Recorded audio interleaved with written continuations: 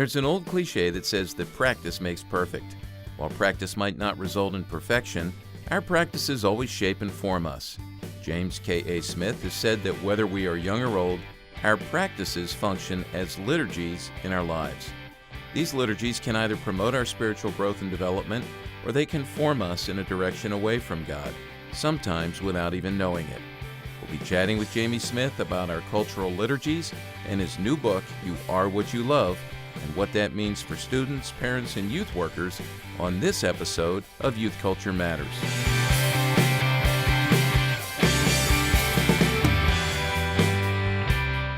From the Center for Parent-Youth Understanding, this is Youth Culture Matters.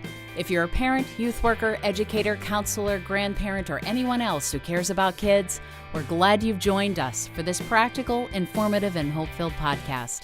This is a place where together we talk and think Christianly about the rapidly changing world of today's children, teens, and young adults.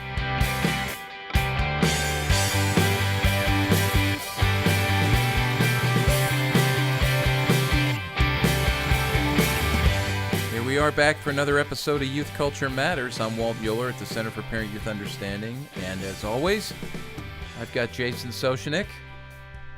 Yes, I've got good nothing to be here, snarky. as always. I'll just say Jason no, nothing Soshnick. Snarky. Honestly, it's a privilege and honor to be here on another podcast. No, I'm with talking you. about me being snarky, not you. Oh, okay. Well, Yeah. I appreciate you not. I being say I have snarky. nothing snarky. I just want to say it's Jason Joseph? Soshnick from Yeah. Spokane, Washington, Walt. working with Project Sorry. 619.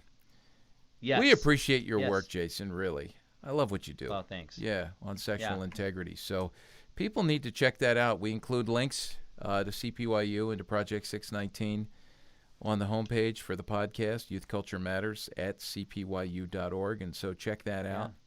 And they should check out project619.org, Yeah. six19.org, especially here in the next few weeks. We're going to be launching our brand new website, so we're pretty stoked. anything It'll be a lot of fun. exciting going to be on the website? What are the new features? Well, yeah, new features. That's a great question. Honestly, what we've done is in the past, our website has been much more information, what we offer, what we talk on, but we're moving to a place where we're going to offer a lot more resources. So downloads, books, things that you can also get on the sexualintegrityinitiative.com. But we also will be launching our new curricula, Greater Than Sex, Greater Than Porn, and then making available our school curricula, which is Life Up Close. So those are just some of the things, and then we're launching a couple of other initiatives over the next several months, some of which you'll be a part of, and others that I'll be creating on our own. Maybe potentially, or not potentially, we will be starting another podcast specifically exploring the complexities around sex and sexuality as a Christian. So we're excited for that. Oh, good. Am I co-hosting that podcast? I don't remember you asking me about that yet. No, but you will be coming on quite man. frequently, I think. So Yeah. I was waiting, and I just thought, you could have done that publicly in front of everybody here. Oh, It's well, not happening. I apologize. Yeah. You kind of make me feel like the individual that was telling you about a wedding that I've got coming up, and I'm getting married, and you expect for me to ask you to come and stand on up front with me Yeah. to be a groomsman. I made you feel like that? Kind of. Yeah, mission and now you're accomplished. like, so wait. Mission you're not going to accomplished. invite me to be a groomsman? Mission accomplished. Yeah. Oh, I like messing with you. You know what? I know you do. I'm glad we've gotten to know each other. This is fun doing this together. It is. This is a blast. Yep. And I'll tell you what, I'm just going to say this right at the outset, that anything we talk about on the podcast, because sometimes we forget to say this, just, again, go to the CPYU homepage and look at, or you have this loaded onto Project 619, so people could access it there. But look at with your new website. But look at all the connects and the links we have. So if you are hearing something, you go, man, I wish I had heard that, and you play it back, you're not sure what it was, just go. All the links are there. You can click through all the books, all the studies, all the research, all the stories. Everything is there. So one thing that we're glad is not there are the questions and the quizzes that Kenton and Chris give to us. That's right. Yeah, we just try. This is the part where we say, okay, we have to do this. Because this is what keeps these guys on their toes and interested in what we're talking about. It keeps Otherwise, us on our toes. Yeah. Yeah, but it's usually a question or a quiz. We have a question for you Okay, today. quiz, Chris. Oh, question. Question. Oh, yes. question. Yep. Question. All right, I either. keep hoping for a quiz. Why? We'll I get know you a quiz. You do. There's been a lot of talk about space travel, traveling to Mars, the SpaceX project, all that kind of stuff. You guys know how I feel about science fiction. This is gonna. Yeah, that's pretty. If you were, This isn't science fiction. This is science- reality. Well, it's leading It'll down happen that road. someday. As soon as you say space Okay. and space travel, now I'm thinking. it's oh, not that. It's not that. Don't worry. You're Okay, right. So let's say you're on one of those first missions to Mars. Yeah. You're allowed to take one item with you. And I'm going to make it easy. It cannot be the Bible or any other book. So we're eliminating that. You can take one item with you. What item would that be? It's I silence. have no idea. What? I Honestly, I have no idea. I would take. I would take One the internet. item. Can you take the internet? I don't know. I just thought of. What? One. That's Do you a have good anything, answer. Jason? No, What that's would a you good take? answer. Well, I was thinking, well, you take your computer or a smartphone, but it actually is useless without the internet. I mean, it's not useless. Unless they have cell towers up on Mars. I Yeah. mean, do they have that? Or I know there's satellites up there, but do they reach that far? See, this now. Who knows? This is what's exactly where I thought this question would go. We're heading into the world of science fiction now, because how do we know? Well, what about that framed portrait of myself that I gave to you a couple years back? Yeah. Well, that's Well, now you're putting me on the spot like I put Jason on the spot. I don't have that anymore.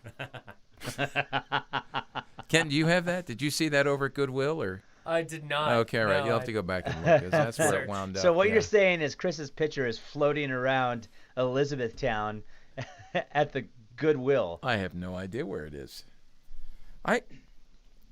I need some help here. Somebody needs to give me a hint. I'm speechless. I mean, what would you take to Mars? A Just hint. one item. This isn't. You're asking us to answer your question. I'm assuming You're asking us to answer for you. We can't tell you what to take to Mars. You're gonna have to decide on your own. You're a these big guys boy. tell me other things all the time. They can tell me what to take to Mars. Am I coming back? I don't know. You don't know the answer to that question.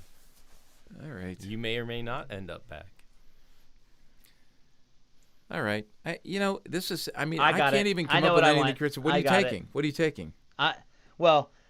I'm just thinking off the top of my head, but I know exactly what I'm taking. I'm taking my phone with a recording of Game 7 of the World Series with the Cubs versus the Indians when the Cubs took it home, baby. Yeah, that I could watch that over and over I and should've over and guessed over this. again. It's so good. Yeah. That's a good Yeah, I There you should've go. That's guessed my this. answer. That is a good answer. I will man. forever be without a voice because I will be cheering on my Cubs throughout all 10 innings that took place in Game 7. I mean, as a bonus, if I could have the entire series, that would be pretty awesome. But That was I would take that disappointing to one me game. that they were not good enough to finish it out in 9 innings.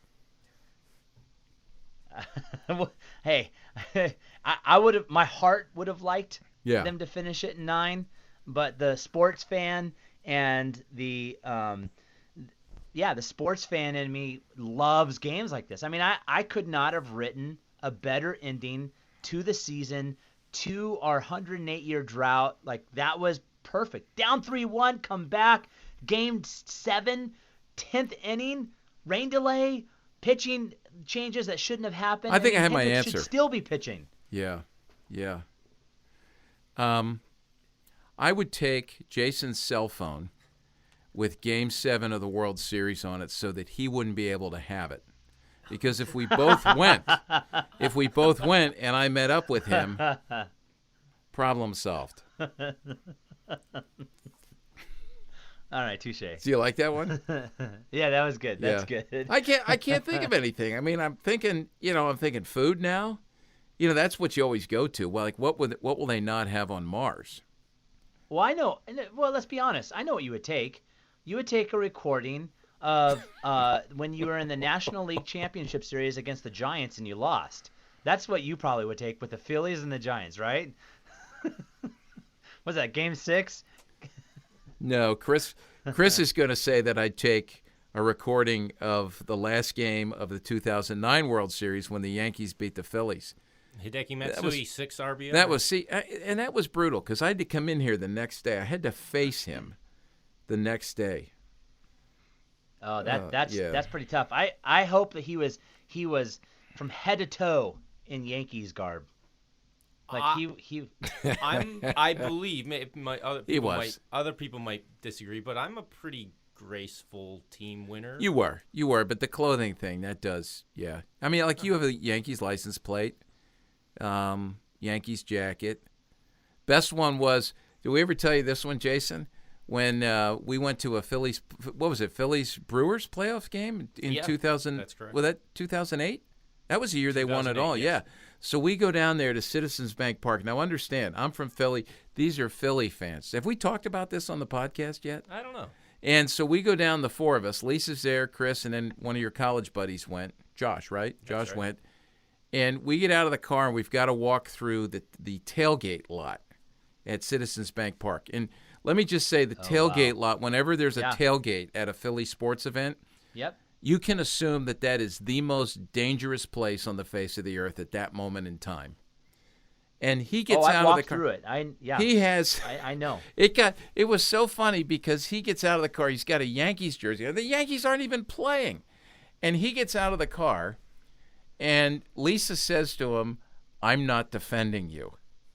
That was funny in and of itself. If anything happens here, Lisa says, if anything happens, I'm not defending you. Which, that just lets you know what she thinks of Chris already. That she's going to have to come to your defense. Like, you can't defend yourself. She has to defend you. And she says, I'm not going to defend you. And as soon as she's done saying that, it starts. He's walking through the parking lot, and the taunts were brutal. I walked several steps behind and just watched because I thought something would happen. It didn't, but it just was. Yeah, there's some dicey trips to the bathroom. It was. Why would you do that? I mean, that's like. Why wouldn't I support my team? That's the question. Do you know what that's like? Why wouldn't I support my team? But I would liken that to like going to a dog pound where the dogs haven't been fed for 3 weeks and like rubbing ground meat all over your body before you go in and then walking in. It's just like inviting. It's called integrity. I have the same. That's right. I root for my team no matter what, whether it's up, That's down. Right. Okay, integrity. I appreciate this. I was thinking of another word that ends with idity. Or, hey, okay, if you want to, I mean, I appreciate what Chris is saying because, we had Jeremy Affel on a podcast. Yes, we did, and that was a good one. And without going into a lot of detail, let's just say he was on a NL Central team, not the Cubs, and I wore a Cubs hat to that game. As you and should. Yeah, because I'm a loyal fan. Now, and you sat in the family section too, didn't you? The Giants family section. That was, you sat there. It was bad. It was bad. I mean, there it is. I actually. There's another word that ends with idity. Right there. I would say that I might not have been honoring my friend, and I might have actually made a bad choice, but I don't think about that because I am loyal to my team. I love the Cubs. I have always been a Cubs fan. It doesn't mean that I don't like the individuals pitching on the other team. It just means that I was born and bred to be a Cubs fan, and yeah, I'll leave it there. All right. Anyways. Well, with that, we probably need to transition into some news and trends. How do you know I'm done? Alerts? How do you know I'm done with this? Do you have anything else to add? I'm done. Did you add? I'm done. Enough's been said. People will come to conclusions that I know I can trust and agree with. So, I'm just trying to save you because Chris is now looking you ticked. have my phone and you're going to be watching Game 7 of the World Series. Are you ticked? Chris is looking multiple ticked. times. Yeah. No, stop joking. We're not even drawing awesome. Kenton into this conversation because his loyalties are so all over the place. It's not even funny. I will say this, just as an observational thing, it is telling that your answers were actually digital things. Yeah. You're not. You had the choice to bring one physical item along with you, and neither of you actually chose a physical item. Well, I was thinking. I mean, the cell phone itself, I guess, but or whatever device you're using, but the gist of your answer was a digital file. Yeah. Well, I thought if there was such a thing as a perpetual pizza, like when you remove a slice, the slice is automatically replicated, or I would take that because, you want to take a food item that's something you enjoy. Yeah, perpetual pizza. Yeah, perpetual pizza. Maybe Yeah. that will be a thing by the time we go to Mars. Well, and this So is we the first won't have place to be you an heard item. it. So if anybody invents that, yeah, the proceeds need to go to CPYU. All right, you're going to get us started with some of what's happening. Yeah, I'll in get it youth started. culture. I'll get it started on the 2-minute drill. And you're And, going to you know, finish this odd- crazy conversation. Oh boy, here yeah, we we are. go. Well, oddly enough, where I'm going to start is actually with Anthony Rizzo, who plays first base for the Cubs, which I'm extremely excited won the World Series, if you couldn't already tell. And, I just thought, gosh, what a great story. Since I found a way to bring the Cubs in to our conversation, why not continue it? So if you don't know about this, in the National League Championship Series against the Dodgers, the Los Angeles Dodgers, Rizzo had a moment with the umpire, got really upset, as do a lot of batters when they feel like they've got a bad call at the plate. Got upset, said a few things, but then he did something that I've just never seen before. I'm sure it happens, at least I hope it does, but I remember watching this on national TV, and then I came across an article that was talking about it, and it was him coming up before he even stepped up to the plate to apologize to the ump for his attitude, to apologize for getting upset. And I love the umpire's response. The umpire said this, your fault for what? Because he said, that was my fault, that was my bad, I got upset. And he says, your fault for what, brother? Come on, you're good, bro. You're awesome with us. No worries. You're competing. I understand. Don't worry. You know what's best of it is you came back here to tell me that, and that's how good of a guy you are.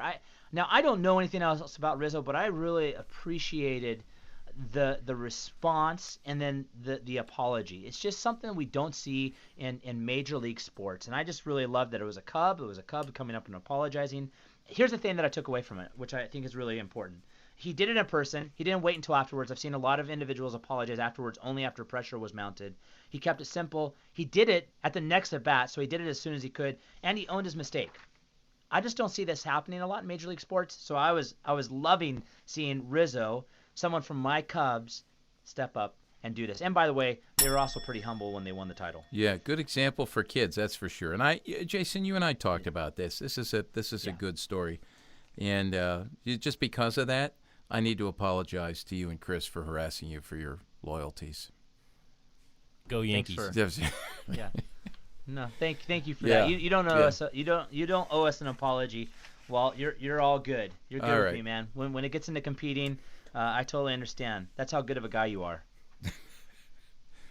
I know there's an asterisk on the end of that somewhere. I got to scroll down to see what that means. But, well, hey, here's something we need to be concerned about, and that is we've talked before a lot about kids and alcohol, risk-taking behavior related to that, and we've talked at other times as well about kids and these caffeinated, brightly colored, packaged energy drinks, and they come in all sorts of shapes, sizes, flavors, and under all kinds of brand names. And there's been some research done on what happens in the adolescent brain, which, by the way, is in process. But what happens in the adolescent brain when kids engage in the risky behavior of drinking a caffeinated energy drink along with alcohol, mixing it with alcohol. And I will just say this, that the research they've come up with now has said that this combination of things can be as brutal on the brain and stimulate changes in the adolescent brain that would be similar to what happens when the adolescent brain is engaged with cocaine. Now, the research was not done on human subjects. It was done, I believe, on mice, adolescent mice. This is kind of funny that the adolescent mouse brain mirrors the adolescent brain pretty well, so that's why all the research is done on adolescent mice. But again, the reason we bring this up is, parents, this is, again, where we have to have some knowledge, know what your kids are doing, understand what some of the trends are. They talk amongst themselves. There's pressure to do these things. They hear about it. They try it. And the very same brain that is not fully formed until about the age of 25 years old, that The last part to form is the part that's responsible for impulse control and decision making, executive functioning. The very brain that lets them down is the brain that's going to be harmed by this kind of behavior. So keep an eye out for this. Talk about it and warn your kids about it. Most definitely. Wow. Prize. Excellent. Wow, we're doing good here. Well, one of the things that is that I've seen a lot of companies picking up on, especially in the beauty industry, is the beauty tech product. And one of the individuals getting into the game is Panasonic. Panasonic is partaking in the beauty tech industry by finding ways to help keep us youthful. And one of the things that they've done is they've created this smart mirror. And the smart mirror is interactive. It takes your image, so you look into your phone, your computer, whatever it is, takes an image of your face, and then points out all of your flaws. And for me, it would be plenty, but it takes all of our flaws, and then what it does is it recommends what to do with makeup or to touch up your face.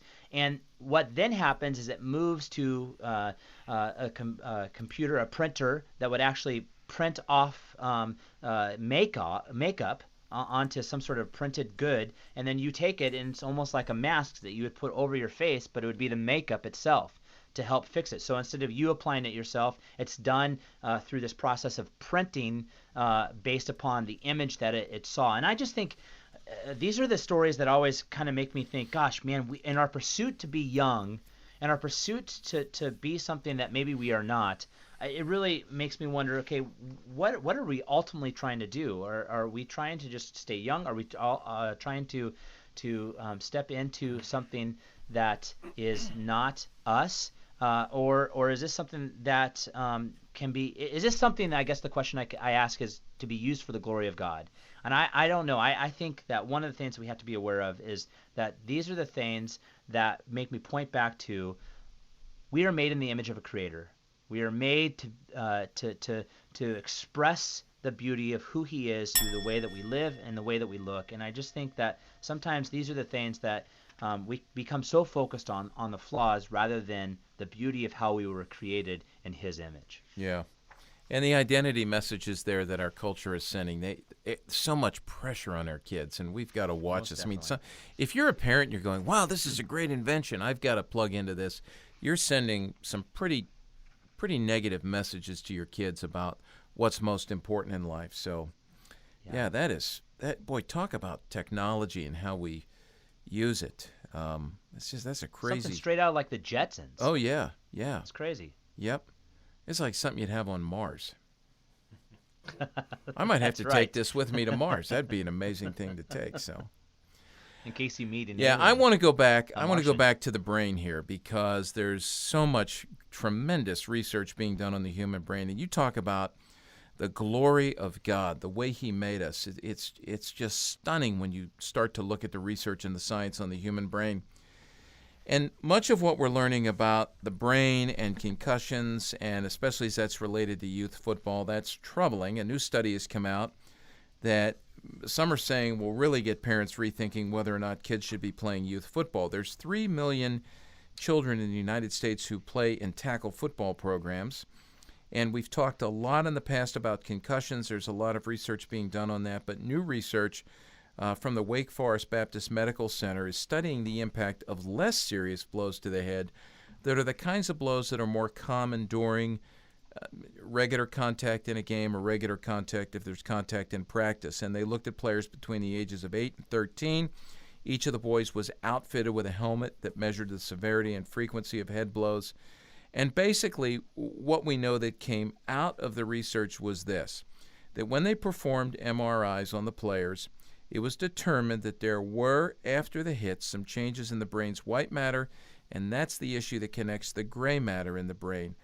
The reason I pass this on is this is worth watching. I really think changes are coming in youth football. I wonder about it at higher levels. There's so much still that's unknown, but there's a lot that we are learning. There was a story recently that came out about a football player from one of my favorite professional teams, the Philadelphia Eagles, Kevin Turner, who played over a decade ago died recently, and he had ALS, and they did donate his brain to the group up at Boston University, and when they examined it, they did find that he had CTE, that's chronic traumatic encephalopathy, which is indicative of taking a lot of blows to the head. Unfortunately, that cannot be diagnosed until after death, but that's a story worth watching, and we need to be diligent and look out for the safety of our kids, especially when it comes to youth sports during the younger developmental years. Yeah. Well, and just looking out for the safety of our kids, the last issue that I really want for us to be able to address, but this article, the study that I came across, is one that is striking on two reasons. It was a study that looked at sixth graders committing cyber abuse, but cyber abuse against their dating partners, which first, cyber abuse is a growing issue that I see both in elementary schools and middle schools and also high schools. So I said both, but really it's all three. Really, fifth grade all the way through 12th grade, I'm seeing abuse taking place through social media, texting. It's not something that's necessarily new, but it's growing. But then the other striking thing is that the report points to sixth graders that are dating. That's crazy. So, it is crazy. And so I don't know if for purposes of this study, they designed it and they defined it in a particular way. Maybe it's just they had a romantic relationship. Maybe they were interested. I'm not exactly sure, but it was striking to me. I just think that we need to pay attention to this, though, because there is an increase in abuse that's happening through social media, and specifically abuse among dating partners, not just in sixth grade, but other studies have shown that this is happening more and more in middle school and in high school. And I just think that we've got to understand that this is a growing trend, that this is not something that's changing. And so we need to be advocates. We need to start creating interventions. We need to start doing really good education around what it means to step into a relationship for it to be healthy, and specifically for it to be God-honoring. If we are in the church or if we are in the home, so often we can have conversations around relationships, but not go into how they are necessarily practiced, specifically online. And I think that these are things that we need to be aware of. Studies like this allow for us to recognize our conversations need to look a little bit different than they might have 10 years ago because of the use of technology. So when we're having conversations around relationships and healthy relationships, godly relationships, let's make sure we're also talking about how that is practiced, not only in person, but online. Well, finally, I want to mention some research that's related to that because it's about technology and screens. And this comes from the American Academy of Pediatrics. They have issued standards and parameters, suggestions on that for the last few years, and they have now reissued some new standards and parameters as technology develops for parents to institute with their kids. Some strong recommendation about the quantity and quality of media that children and teens consume on a daily basis. The new recommendations, and parents should listen to this, the new recommendations call for infants, those who are younger than 18 to 24 months, to be kept away from all media and all screens except for video chatting. And so, like when grandma calls or grandpa calls, and, we do that, the FaceTime thing with our grandkids when we're not with them. Now, after those ages, the recommendation is that they may be exposed to it, but with content that should be high quality. And there are organizations, Common Sense Media being one. You can find them at commonsensemedia.org, who will screen some of the media and be able to make recommendations on what is high-quality media. But they're also saying that children after 2 years of age, young children shouldn't be left alone when they're engaging with any sort of digital media or television. In other words, we need to monitor that, which would, in the case of what you just talked about, Jason, with the abuse, the cyber abuse, would be a great way, to steer kids away from that if you see that they're actually engaging in that. So, again, for preschool-age children, and I know we have some of those moms and those dads listening, the guidelines from the American Academy of Pediatrics recommend limiting screen use to 1 hour per day of high-quality programming. So make sure you track with that. And I know it's an easy way you're tired as parents and you just want to have some downtime, put the kids in front of the screen, let the screen babysit, but it does do damage, and we need to think about that when our kids are young, because it's going to be too late to think about when they're older and it's already done its work. So, these are important stories for us, important trends, important youth culture. issues that we need to be aware of. And so youth workers, we want to encourage you. Parents, we want to encourage you. Be aware of what's happening out there and develop strategies to derail the kids away from the negative and take them towards things that are good, true, right, and honorable. And you will find those things in culture from time to time. But again, Jason and I are trying to give you some thinking points and some talking points that would be really helpful. Well, we're going to take a break. And when we come back, we're going to have a conversation with someone who I highly respect, who I think could be one of the most important voices that parents and youth workers, certainly pastors and others who work with kids, need to be listening to. It's James K.A. Smith. He's referred to, it's okay with us calling him Jamie. That's what he gets called.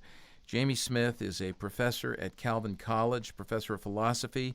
He's also the editor of Comment Magazine. He's written numerous books, and we're going to talk about his latest book, which is titled, You Are What You Love.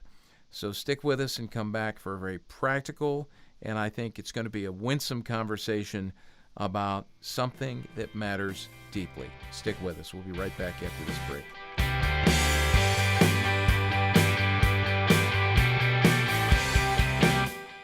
In an effort to help the kids you know and love navigate their emerging sexuality to the glory of God, we've launched a sexual integrity initiative here at CPYU. Thanks to a generous grant from a company called DAS, you can access our Sexual Integrity Initiative and a growing number of resources for free by visiting the website at sexualintegrityinitiative.com.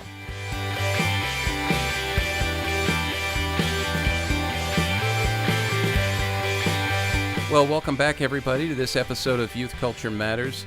And Jason, I am pretty excited about what we're going to talk about, and even more so who we're going to talk to now. Jamie Smith is a professor of philosophy at Calvin College out there in Grand Rapids, Michigan. Arch rivals of Hope College, I know that. There's quite a rivalry there in college basketball.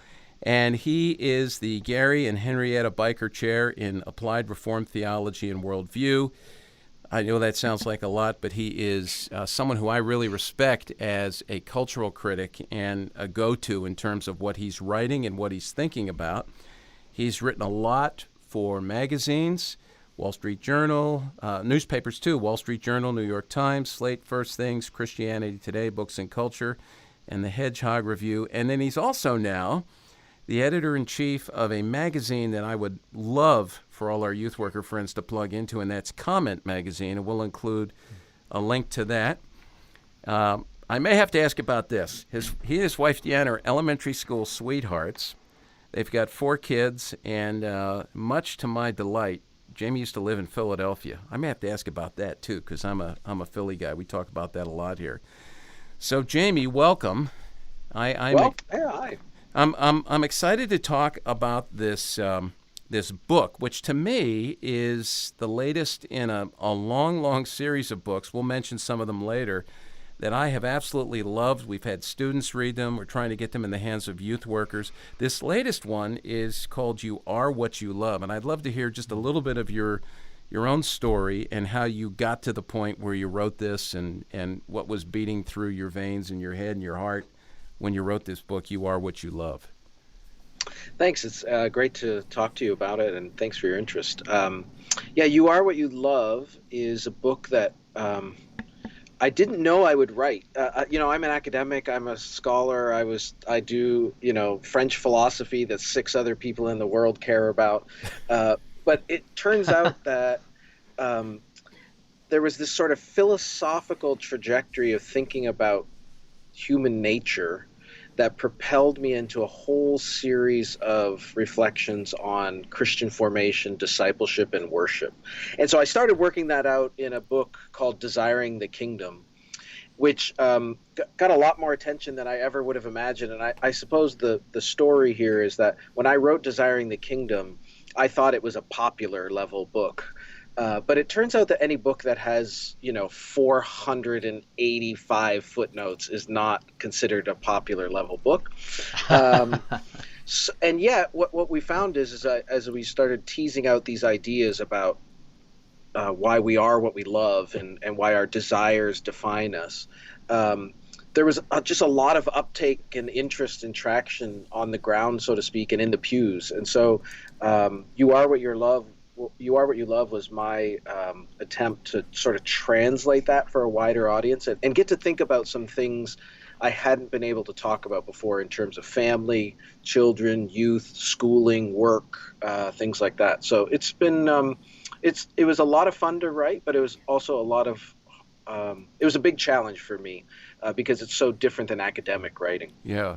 And those first, well, I shouldn't say your first two books because I know you have a variety of books, but Desiring the Kingdom, published by Baker, there's a little tagline on there, Cultural Liturgies Volume 1, and then Imagining the Kingdom, Cultural Liturgies Volume 2. Talk, just that word liturgy. I know that in my world of youth ministry, and I think maybe in the church at large, people who don't come from a quote unquote liturgical background, and I know everything's a liturgy in church, but people who don't come from that think of that as sometimes a dirty, negative word. I love the way you use it. I think people need to understand it. Talk a little bit about your thoughts on liturgies and why you use that.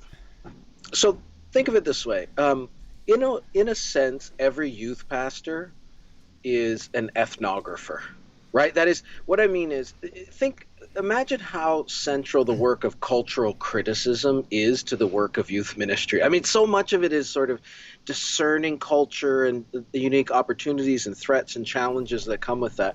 And what I found was a lot of the kind of Christian framework for that cultural criticism was fueled by what I would call a worldview kind of paradigm, which is great. I'm very pro worldview, but what happens is if you sort of look at culture through the lens of worldview, what you tend to do is listen for messages and ideas and propositions and arguments and what I worried about is we were missing, in fact, all kinds of cultural dynamics that weren't trying to change our minds, they were trying to capture our hearts. So in that sense, what's at stake in our cultural immersion and participation isn't that you might run into some ideas that make you believe the wrong things. It's that you're getting sucked into rhythms and routines and rituals that are at a very sort of almost subconscious level teaching you to love the wrong things. And so I kind of try to use this word liturgy. I'm trying to redeem the term, but I'm also trying to expand it, stretch it as a way to talk about love-shaping practices. It's basically a shorthand term for cultural rituals, cultural routines that aren't benign, that aren't just neutral. They're not just something that you do. They're doing something to you. And that's so in that sense, if liturgies are love-shaping practices and routines that are doing something to you, then in fact there are liturgies everywhere, right? Like this is so not something that's confined to the four walls of the church. There is something religious at stake in the cultural practices that are shaping our hearts. And as you said, we never think about those. I like the way you say it. We think that they're neutral or benign or they have no effect on us. In the book, you talk about, and I thought this was brilliant because it really captures what, if any of us have been watching culture, we see this, but I love the way you explained it with consumerism and the liturgy of the mall. Use that as an example. Explain how that works, because that's powerful. And this comes from my experience with my own kids. When I really started thinking about these things, they were all teenagers. And we used to have this sort of inside joke where whenever the kids wanted me to take them to the mall, they would say, "Dad, would you take us to the temple?" And they're sort of mocking me as they're doing this, right? But I was okay with it because it was actually a sign that they remembered something we talked about, which is I tried to explain to them, look, the mall is the most religious site in any city. And that's not because it's offering a theology per se. It's not like you walk into the mall and they say, oh, well, here's the 16 things the mall believes. But It's the rituals and liturgies and litanies of consumerism that are sort of co-opting us just by the very form of the practice, right? So the mall's not trying to change your mind. You don't become a consumerist because somebody argues you to a conclusion. It's because the stories, images, practices, rituals of consumerism in marketing, in the mall, in social media are kind of painting a picture of what we start to imagine is the good life. And that's what we want, and that's what we live towards. And so without even realizing it, because it's not working on our head, it's working on our heart, we get co-opted into this gospel of consumerism whose cathedral is the mall. So as you talk about that, and I was reading this, I was thinking about a conversation I had with a young mother one time where she had had a particularly difficult week with her kids. She had had a particularly difficult week with, I think, her parents and with other people. And in her email lament to me, this is someone I knew, at the end, the concluding word was, "I'm going to the mall. I need some retail therapy." Yeah. So that's the outcome you're talking about, right? Exactly. Okay. Exactly. And what yeah, I mean, think of the mall, put on this kind of ritual lens, right? Or put on a set of liturgical glasses and look at the mall through that perspective. And all of a sudden you start to see how much it is a kind of quasi-church reality, right? So the evangelism of the mall is called marketing. And it is fantastic because it knows that we are narrative creatures. It knows that we are imaginative animals. And so the way that they pull you in is not by giving you information that changes your mind. It's by painting stories, and you want to be a character in that story. And so now you show up, and the walls of the mall are lined with the icons of the good life, which are the mannequins who are wearing whatever is the latest. I'm not even going to try to say that. I never know what's hip and current right now. At one point it was American day. Eagle, but yeah. So imagine. I mean, think of if you went to York Minster Cathedral or Westminster Abbey.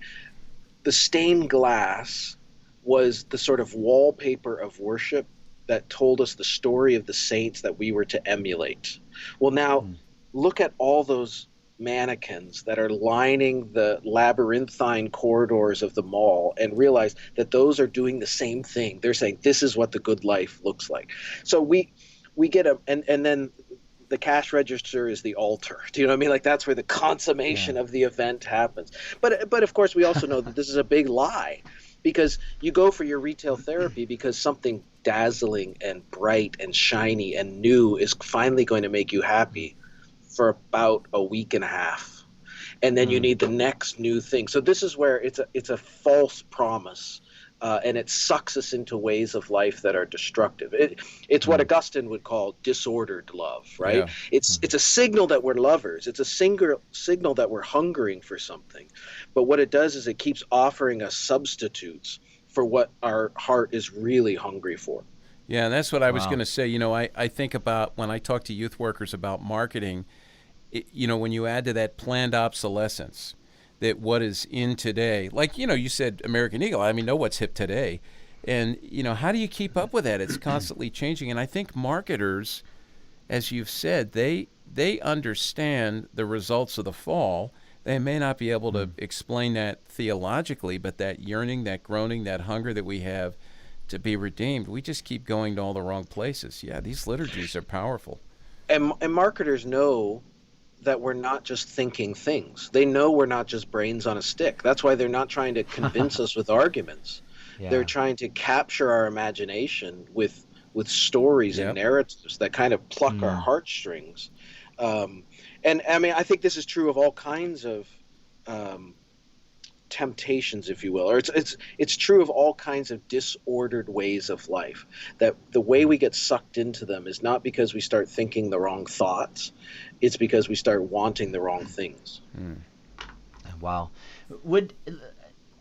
There's a couple of things that I just really love about what you're saying in here. First, would the mall, the liturgy of the mall, be interchangeable then with something like social media, where you have this dynamic of a generation that isn't necessarily using the mall as much as it once did? So is it interchangeable? I think there is a resonance between the two, although I think if you do this kind of liturgical analysis of social media, there's some slightly different dynamics that are emphasized. One is what the philosopher Charles Taylor calls a culture of mutual display. So what happens is we live in this age in which I am only to the extent that I am seen. Right? I am valued to the extent that I show something that captures people's attention.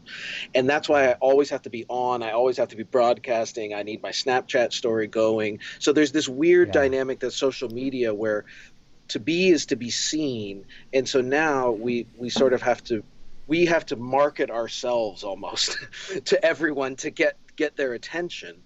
But the flip side of this, and I've seen this in young people, is it actually creates this paralyzing self-consciousness, because now you're always being watched. When we were young, self-consciousness is a natural part of being 14. Do you know what I mean? We all, you walk up the stairs at the football game and you imagine everybody there is looking at you, which is never true. But that's natural. That's totally natural. But at least we could go home. And it was, no matter how much we might have been jerks to our parents or whatever, we actually could be safe because we knew we didn't have to be on and we weren't being watched. But that's not true for young people now. You're never not on, right? You're always being watched. And I think that's a really, I'm so glad I'm not 14 today. Like I really, really ache for people who have to live in this kind of constant self-imposed media attention. So I think that's one side. The other side we could talk about too is I do think there's something about the kind of the unique rituals that characterize smartphone technology that the smartphone is like the rituals of it. It almost doesn't matter what content is. The very ritual of it is sort of an egoism machine, because what it teaches me is I should never be bored. I should never not want to do something. The whole world should be available to me on my terms, on my fingertips, when I want it. And I think that has this kind of, we sort of curve in upon ourselves. And I think there's some pretty destructive characteristics of that. Mm. Boy, wow.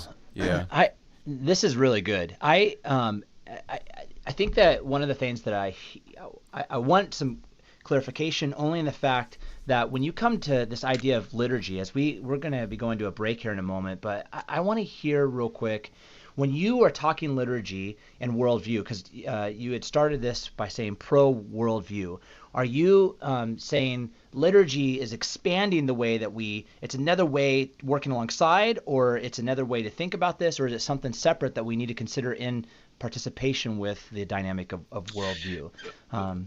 That's a great question. It's a very important question. I see these as working in tandem, and here's how I imagine it. A worldview analysis is helpful because it helps us to realize that, in a sense, everything matters. Do you know what I mean? Like we need to bring a Christian perspective to the entirety of our lives, and therefore it also wakes us up to why culture matters and so on. My only concern is that a worldview analysis still tends to kind of focus on what we think and believe and know, right? Your perspective on things. So I'm just supplementing that because I think that we are more than thinkers. I think we are more than what we know. And I actually think our loves and our longings and desires define us more than our beliefs and knowledge and ideas. And so if we take that's why I think Scripture always talks about the heart, right? Yeah. And so if we take that seriously, then we just need to expand the scope of our cultural analysis, expand our cultural radar, so to speak, to start picking up on the practices and routines that aren't trying to change my mind, but are trying to capture my heart. Mm-hmm. Wow. This is good. Yeah. This is really good. Jamie, thank you. Well, let us take a break. We're going to take a quick break.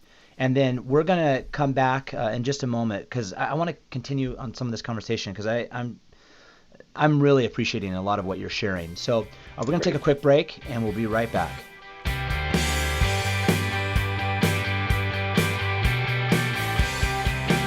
Here at CPYU, we're taking steps to help parents, youth workers, educators, and anyone else who cares about kids help the kids they know and love navigate the difficult issues of life. We've put together a one-day training seminar called Tackling the Tough Stuff that we can bring to your community. Over the course of the day, Mark Penner and I will provide information and practical steps you can take to address narcissism, pornography, self-injury, depression, suicide, and a variety of other tough issues kids face in today's world. To learn more about bringing Tackling the Tough Stuff to your church or community, go to cpyu.org/toughstuff or call us at 1-800-807-CPYU.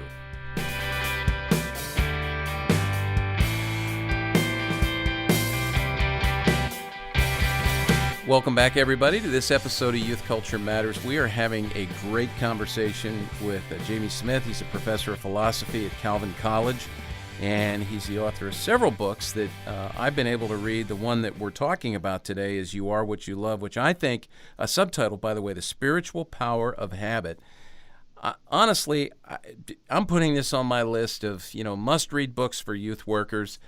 We're trying to get youth workers and parents to read all the time, and folks, this is one that definitely is worth your time.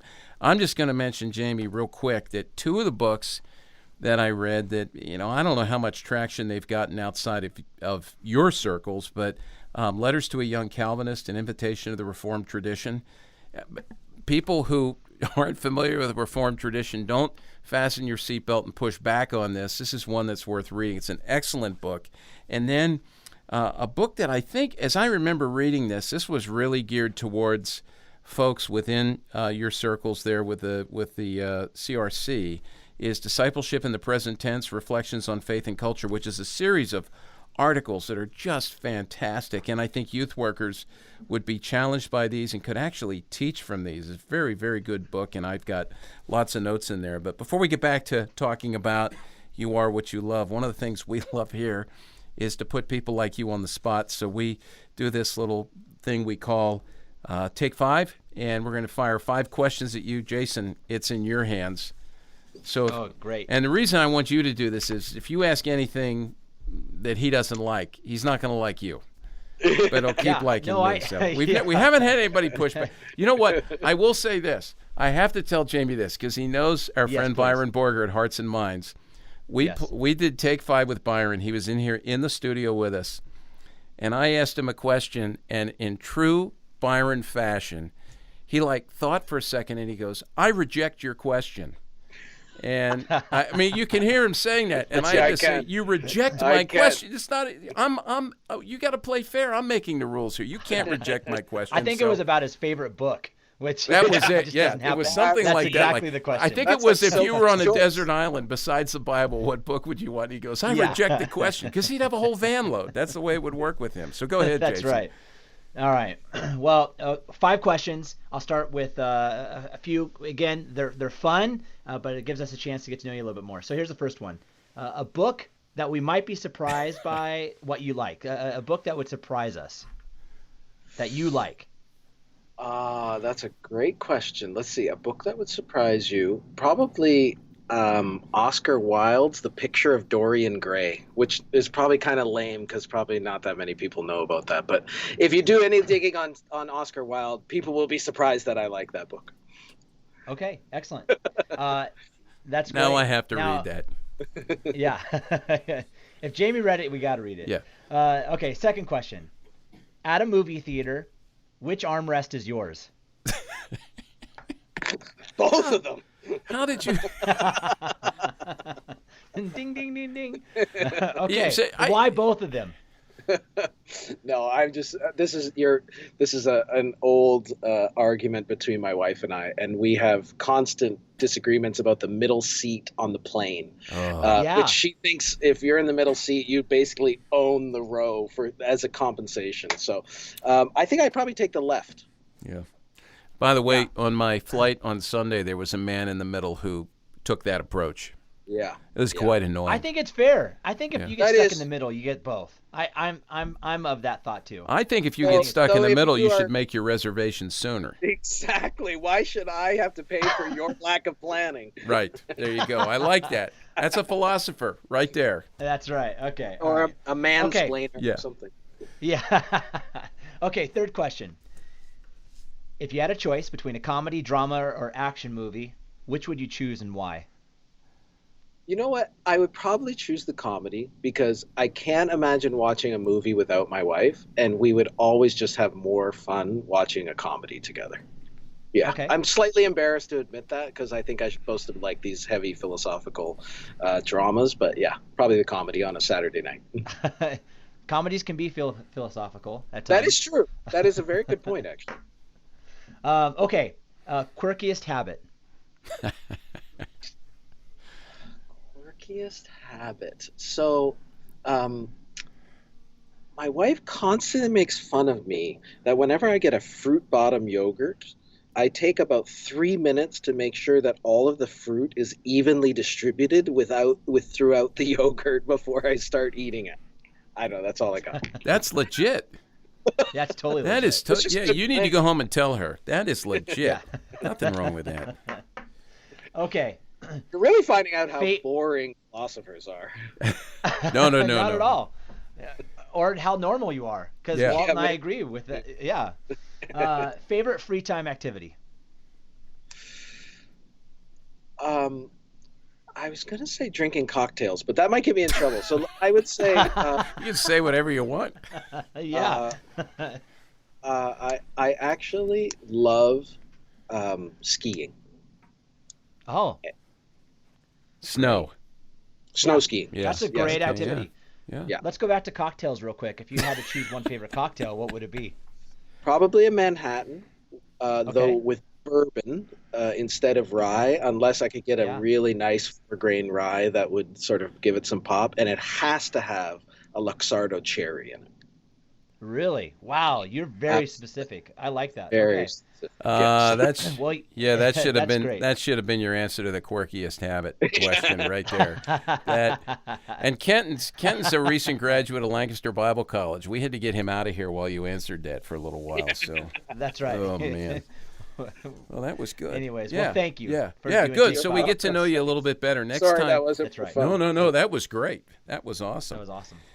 Hey, let's go back to talking about the book You Are What You Love, and you were talking about liturgies. You've written about that a lot. I really think we need to tune into that and understand how liturgies work in our lives to shape us and to form us. To reorient the trajectories of our hearts.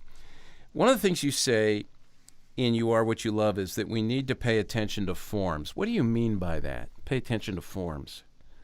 So, on my reading, the way these cultural practices, these cultural liturgies shape you is not primarily because they're depositing content and ideas into your head. It's because they're taking you through these scripts that sort of work on you at this unconscious level so that you start absorbing an alternative vision of the good life without even realizing it. Does that make sense? Oh yeah, yeah. So in a way, it doesn't. It's less what you're being sold, for example, in the example of the mall, and it's more the way the whole sort of form of the practice, the very bodily scripts that you are taken through that are actually training your heart. They're like they're orienting your heart to a rival vision of the good life. And so this is why I think Christianity has become overwhelmingly assimilated to American culture, mostly because we haven't realized what's at stake in the very form of that consumerism. So what we do is we think we are protesting the world when we come up with Christian forms of consumerism. Do you know what I mean? So we sell all this Christian garbage. There are all kinds of Christian versions of the mall, and we think that because we're selling Jesus stuff, that it must be, holy and good and so. But really, if you look at the form of it, we still think stuff is going to make us happy. We are actually playing along with the consumerist gospel. So that's why I think we've been so focused on content that we think, oh, well, if we just change the content, then we're going to Jesusify these things. But actually, what you're doing is commodifying Jesus. And that's what worries me about, I think that's happened to the church. I do think it's happened to youth ministry in a lot of ways, because we thought the forms of things were neutral containers. And then you could just kind of drop Jesus content into them and then everything's good. But what I'm saying is, no. The form itself is already loaded. It's already primed in a certain direction. And if you put Jesus in that container, you're selling people something else. So what would some of those forms that, and we've got to understand, people do this with good intentions. They think that this is Absolutely. a tool to effectively draw people and get them there to hear the gospel, or if it's an effective tool to use to channel and communicate the gospel. What are some of those forms or practices that you see that we believe are facilitating Christian nurture, but actually maybe undermining Christian nurture? And I think the reason I ask this, I think we do this a lot in youth ministry. Good intentions, and we're actually driving people away from Christian maturity. And I do want to affirm your point that I actually think this is often very mission-minded, right? Yeah. It's with what we do is we do it in the name of being relevant and seeker-sensitive and attractional. And so what we do is we look at the kinds of cultural liturgies that people like, or that they're comfortable with, or that they're familiar with, and then we say, well, why don't we just communicate the gospel by those forms? I totally affirm the attention. I just think we might be missing what's at stake and what we're giving up in that. So I think the mall is an example. I mean, I could tell, and I won't even pick on youth ministry, because I have been to mega churches in the Midwest where if I sort of blindfolded you, walked you into a building, and lifted the blindfold and asked you where you are, you wouldn't be able to tell me whether it was a mall or a church, right? So, and we think, oh, well, that way people will be comfortable. Yeah, people will be comfortable, and their posture is going to be, all right, there must be something here that's going to make me happy. Do you know what I mean? Like, there must be something here that's going to fulfill my sort of needs. I think other forms that we could sort of worry about here, since I care a lot about worship, I worry about how much we've adopted the form of the concert, the rock concert kind of form. And the problem with that is this is not an anti-guitar argument. It's about the rituals that attend a concert that breed passivity and spectatorship in what is supposed to be the work of the people, which is worship. Or you could think of, I think, in some ways, the kind of coffee shop sort of form. I mean, there'd be different ways to think about it. The stadium is a very, very powerful cultural liturgy, and which really fosters incredible tribal instincts. And sometimes we uncritically just sort of import that into Christian ministries. And all I want us to see is we might be wheeling in a Trojan horse. Oh, that's a good way of saying it. I like that. So let's go to maybe some forms that historically have been a part of the church, practices that have been part of the church all through history, that somehow in the last 30, 40, 50 years, let's say, have been forgotten in this age of consumerism and hyper-marketing and all done with good intentions, as you say, because I can't question the intentions of a lot of the people I chat with. But if you go to where I worship, where I'll be worshiping this Sunday morning, I'm not I can't tell you what our pastor will be preaching on, but I do know that we will pray the Lord's Prayer together. We will recite together the Apostles' Creed. We do it every week. We'll have a prayer of confession. I mean, there's more and more that we'll do there, obviously, just to mention those things. And many look at me like, if you want to be culturally relevant, why do you gravitate towards this tradition, these forms, this dead ritual? But you would argue, actually, that there's an importance to repetition. Talk a little bit about that. Yeah, I would say there is no formation without repetition.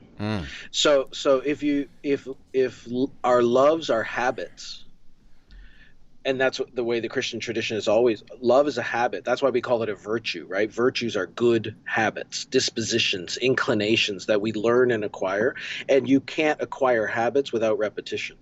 So if you are so fixated on novelty and doing something new every week, you are forfeiting any possibility of formation, because there's no formation where there's no repetition.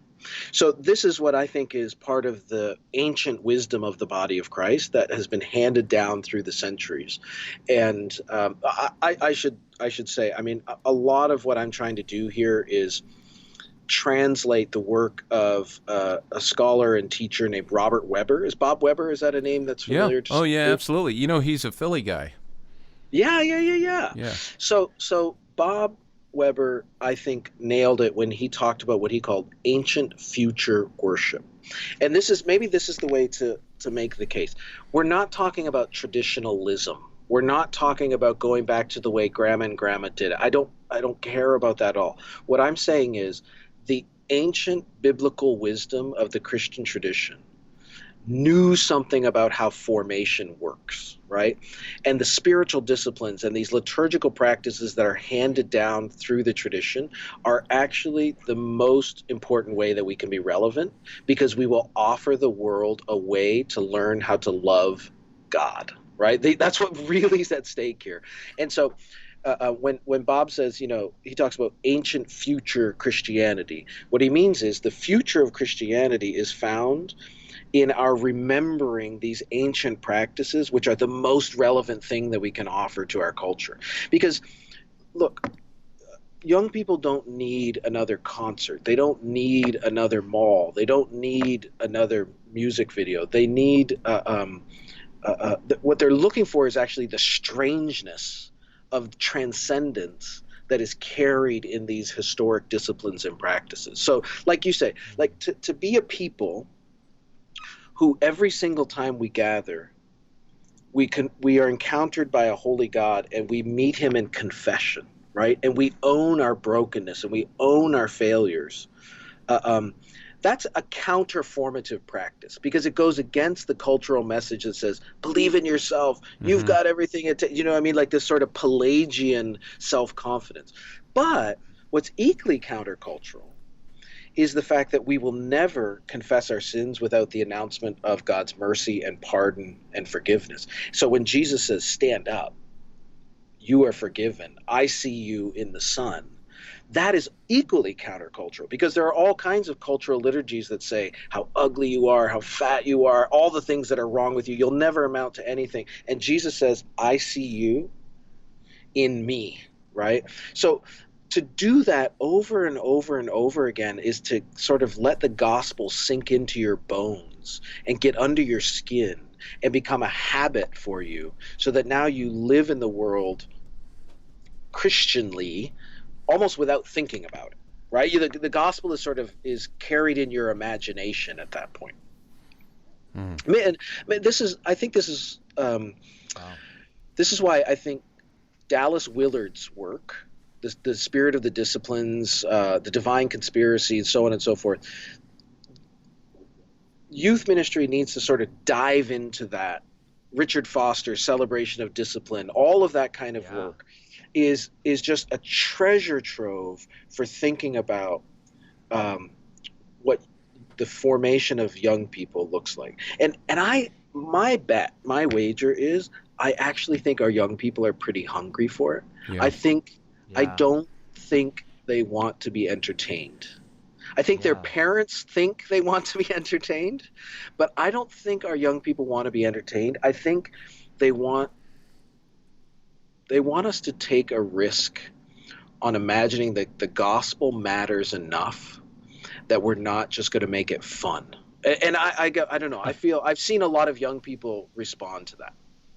Yeah.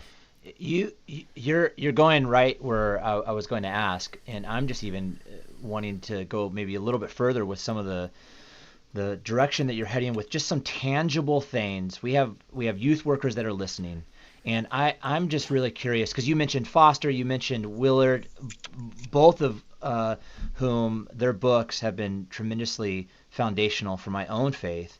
And I'm just wondering if there are some tangible things that we could give to those that are listening with regards to what's maybe taken from there or other things that you've found when it comes to some of these practices then in their own youth ministry. Yeah.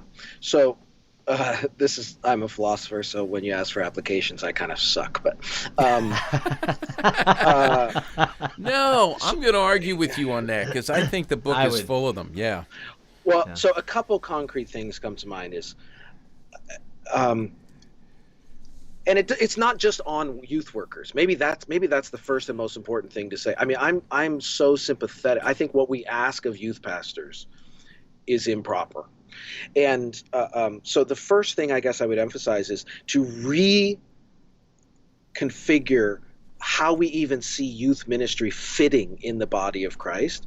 And I think probably one of the most radical things we can do in youth ministry is recover multi-generational worship. Yes. Yep. So that already reconfigures the whole terrain. So when we stratified things generationally and sort of segregated the generations, I think that was the beginning of our problem. So imagine reconfiguring the entire congregation for multi-generational worship, bringing young people into the sanctuary to worship with us and to go through these practices. But then I can imagine youth ministry that is both, a community of friendship, significance, meaningful, fun, and yet the spine of it is sort of organized around these practices, these spiritual disciplines. Like, what does it look like for youth ministry to fast together during Lent, right? Like, what sort of hungers would we learn if we took up that sort of bodily practice? Or, what would it look like actually to let a youth ministry's calendar be dictated by the liturgical calendar rather than the academic calendar? I think we underestimate how different that could be. What would it look like to teach young people how to pray the Psalms? This is such a huge thing for me because I think this is going to sound a little bit on my soapbox, but I will say I think what pains me the most is when youth ministries unintentionally communicate that Christianity is just sort of extroversion for Jesus. Do you know what I mean? I think there are paradigms and models of piety that just collapse and identify following Jesus with being very exuberant and expressive and excited followers. And what worries me about that is that the kids who are introverted and wired contemplatively say, I could never do that. And because that's the only rendition of Christianity they see, they start to think they can't be Christians. Whereas if these are the students, some of the students I get to see here at Calvin College, if you teach them how to pray the Psalms, if you give them the Book of Common Prayer and say, you can pray with the church using the Psalms, the hymn book of the Bible, and you don't have to make it up. Do you know what I mean? You can submit yourself to this discipline. It's like the gift of tongues. Do you know what I mean? Like you teach, they're like, are you serious? I can pray this way, and they will be very devout, and it's like, thank you for the gift of these forms that enable me to know how to follow Jesus without having to be the sort of spontaneous, expressive reality. I think there's a nice youth curriculum that Dorothy Bass and Craig Dykstra have put together called Way to Live, which is sort of it's kind of a little bit like celebration of discipline for young people. I think it could be contextualized in different ways, but I think it gives a signal of what it would look like for youth ministry to have this kind of liturgical spine to it without having to give up on fun, friendship, and so on. Yeah. Do they have games in that book, Jamie? Yeah, I'm just joking. I do think there are some. No, I mean, that's what youth workers many times are looking for. Give me the latest game. This This is so good. I would love in the future, I know our time is up, it's come to an end, but I would love in the future to be able to continue this conversation. And I want to say, Jason, what you just asked about, some tangible things, certainly not just for youth workers, but for parents. They're the ones primarily responsible for the spiritual nurture. And I know quite a bit of the liturgical background or the history of what Jamie's a part of now and what he's talking about, and it's rich, And what I want to say to youth workers as we close this out is that, so much of what we do in youth ministry is about getting kids to youth group now, and what it really needs to be about is equipping them and preparing them for a lifetime of kingdom living and pursuing God and serving God. And I'm afraid, as Jamie has said, that so much of what we do unintentionally pushes back against that. So my challenge, as we've been talking about this book, You Are What You Love, The Spiritual Power of Habit, is that I do think it's a book that youth workers need to read. I also know that some youth workers probably who are listening, because of how we in youth ministry and in our own backgrounds have been formed, we may feel like, writing this whole conversation off and pushing back. Don't. Consider this. Take time to work through this and ask God's Spirit to guide you as you go through. Read this book prayerfully regarding what Jamie's written about here. So, Jamie, any other books besides your own? And we're going to put links up to all the books you've written. We're going to send folks over to Byron Borger at Hearts and Minds, where he will discount these, I'm sure. But anything else you'd recommend? Parents, youth workers, anybody who's interested in what you're talking about here. In addition to the ones I mentioned, I think Way to Live is an interesting resource. And the other couple that come to mind are probably ones that are familiar to you and your listeners. One is by Kenda Creasy-Dean at Princeton Seminary, called Almost Christian, which I think is just a really both a helpful diagnosis of the cultural moment in which we find ourselves, but also an apologetic, if you will, for youth ministry that matters in the kinds of ways that we've been talking about it. And I still feel like we need to digest Christian Smith's work, the sociologist at Notre Dame. So Soul Searching, Souls in Transition, that sort of legacy of showing how our current forms of youth ministry seem to not be doing the formational work that we want them to do. Yeah. I imagine that as kind of the scholarly parallel to what I'm trying to do on a more popular level. Yeah. Well, and really what you're doing is for those familiar with Christian Smith's work and then Kenda Creasy-Dean, Almost Christian, you're really providing here, I believe, a clear antidote to moralistic therapeutic deism, which I just really appreciate. So, no, that's great. I think I love how you frame it. I mean, I think a lot of this is about patience and hope. Yes. Right. Yes. So, that's so good. I don't want you to judge my parenting by my 21-year-old. I definitely don't want you to judge it by my 17-year-old. Oh man. Because formation takes time. Yeah. Oh, right? Yeah. But there's also something about the covenant promises that God makes and seals in baptism, and that's where the hope comes in. Oh, yeah. So if you're like me, you just lock your kids up and go on doing ministry. No, you know what? I'll tell you what I tell parents all the time, and we found this to be true because we have 4 kids, and they range in age from 32 down to 24, and that is that, sound travels slowly. What you tell a kid when they're 15, they don't hear till they're 25. Or maybe in today's world, it's 30 or 35 with extended adolescence and such. Yeah. Thank you. Well, Jamie Smith, this has been great. We really appreciate what you're doing. Again, the book is You Are What You Love, and we'll include all those links, and we would love to have you back again sometime soon. Yeah. Keep writing. This is so helpful for all of us, and I told our guys here, this is not to give you a pat on the back, but I said, this is a voice that we need to be listening to, and we really believe that what you're saying is extremely valuable for us. So thank you so much. Jason, any parting words? No, this has been great. Right, I'm excited to get Jamie back on the podcast. It'll be fun. Thanks so much, guys. It's been great to chat with you. Thank you. Thanks so much, and to everyone who's listening, thanks for joining us, and we'll talk to you on the next episode of Youth Culture Matters. Thanks for joining us for Youth Culture Matters, a podcast from the Center for Parent-Youth Understanding. If you'd like to learn more about today's youth culture, visit our website at cpyu.org. And if you have any questions, comments, or feedback, email us at podcast@cpyu.org.